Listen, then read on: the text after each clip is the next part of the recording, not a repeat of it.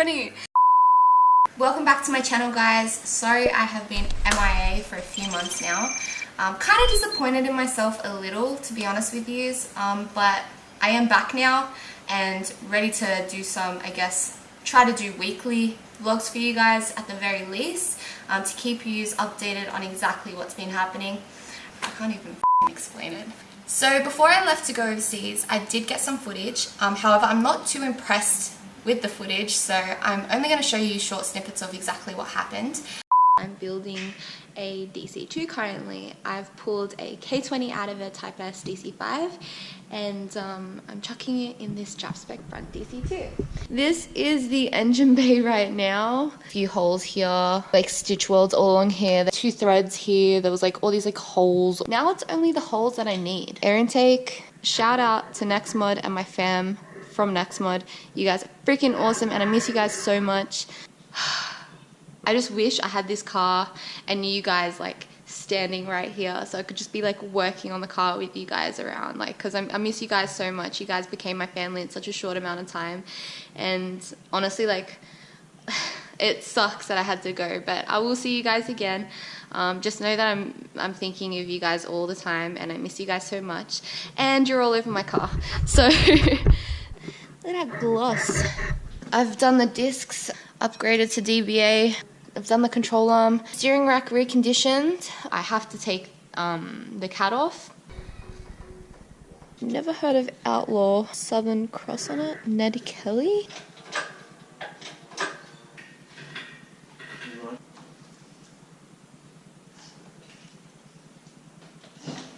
This is the result right now. But this clearance here, this is gonna have to change. Look at it. It's pretty much together now.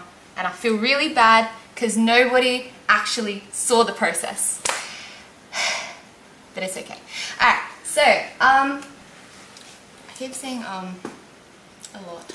Maybe I just need to like start meditating on a table on my car. So before I left, I did want to get the car sprayed, so when I did leave, it basically, all the paint had been cured by the time I got back.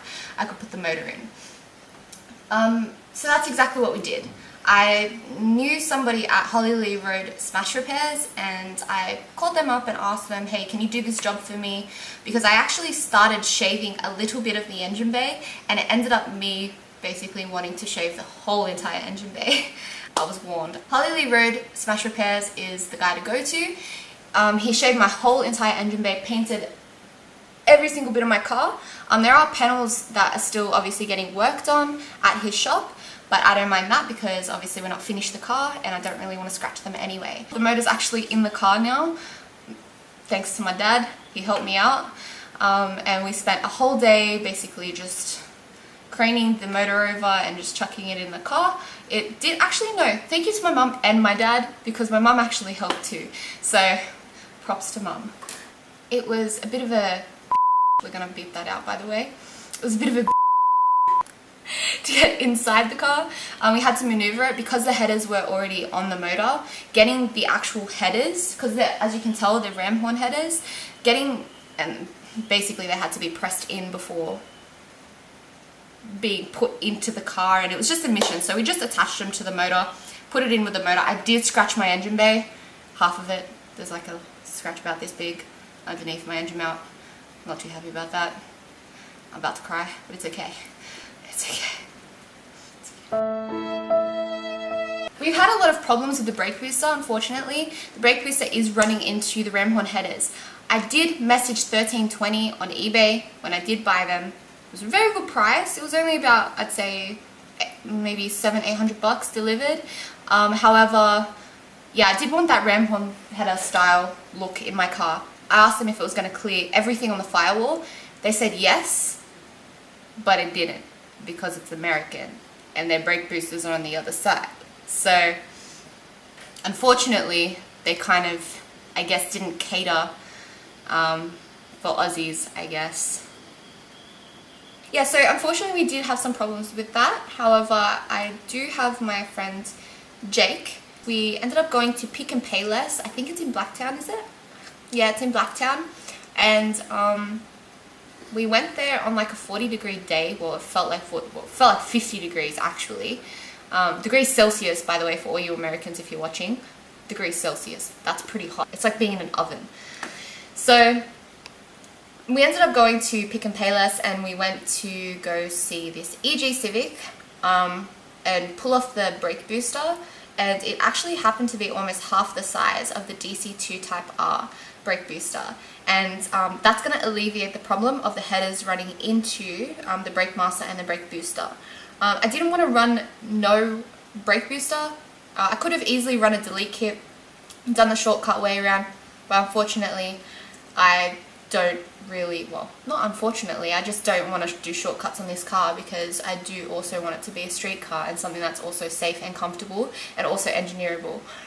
I guess I kind of wanted to do this car right. So that's exactly what we're doing today, is we're going to try to fit up this EG brake booster.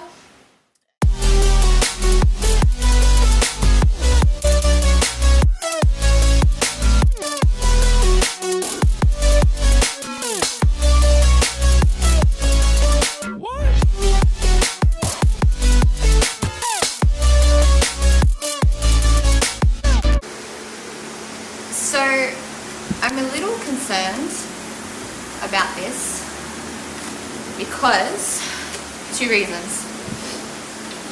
If this brake master doesn't actually, if it's still too long, we might have to get a universal brake master that has the same bolt pattern. I was going to interchange this one onto the EG, but really when you look at it, it's not worth modifying, and basically this one's shorter anyway. So I'm not too sure if you guys can see that, but that is actually approximately, I'd say, about a centimeter or two shorter anyway. So I'd personally say it's not really worth it, and as you can tell, you probably have to modify something to make this guy fit, which is really, in my opinion, it's just too much of a hassle. Major difference obviously is the size and the bolt patterns. I really do hope that it stops the car properly, but I guess if it can stop an EG Civic, it should be able to stop a DC2 because the weight difference isn't that much anyway. The little pinion things are the same size. However, this little boot thing is actually a little different to this one. So I don't know kind of how that would affect, I guess, the braking. I can't actually tell you because I'm not a brake specialist, but I'm just telling you the visual differences I can see.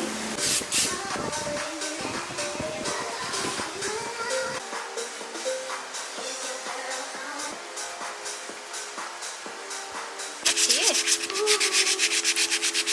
2 hours later.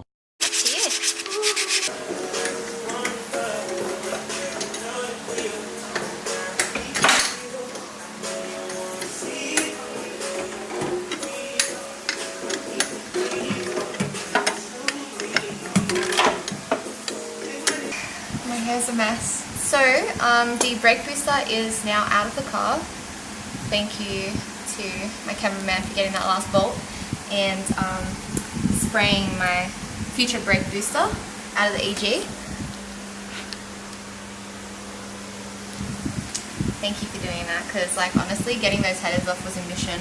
But yeah, so it's out now, and basically now we're going to wait for that to dry, and then we're going to put it in the car and I guess also fit up the EG brake master, and I guess the booster problem is pretty much solved and finished then, and then we can move on to something else. So I'll let you know how that goes.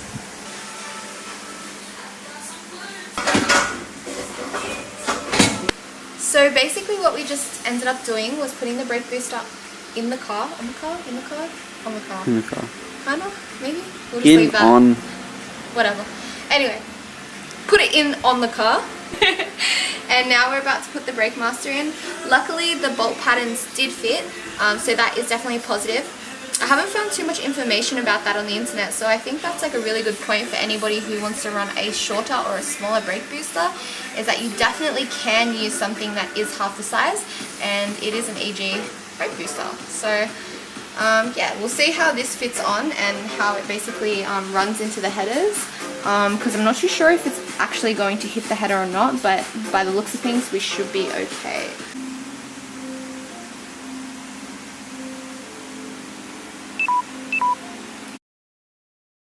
To the fall, took the year like a bandit. Bought mama a crib and a brand new wagon. Now she at the grocery shop looking lavish. Star Trek.